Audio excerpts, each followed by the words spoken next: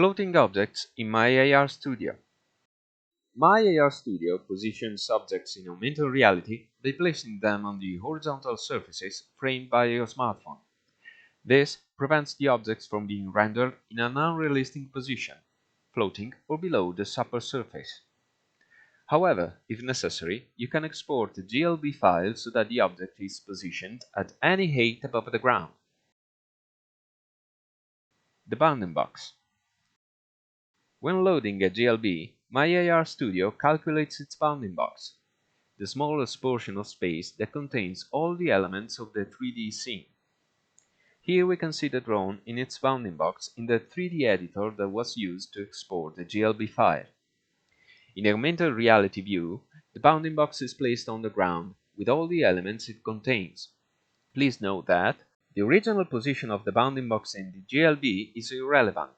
In augmented reality, it will always be aligned to the ground.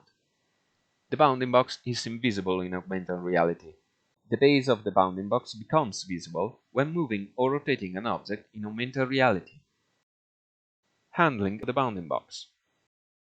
By adding a base object under the drone, such as a plane, the scene bounding box will expand to contain it. MyARStudio will align the bounding box on the ground as always, but this time the drone will appear to float in the scene, because it is at the top of the bounding box.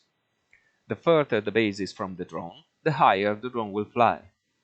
Make sure that the base object is a mesh. Empties, locators, null objects are not suitable for this purpose. Final touches. If the drone is very far from the base, it may happen that the user is unable to see them both. In this case, it is advisable that the base is clearly visible and that perhaps it indicates where the drone is located. If, on the other hand, you want the base to be invisible, simply set the base material as 100% transparent, or use as a base a mesh composed only of vertices, without faces. Thanks for watching this video tutorial.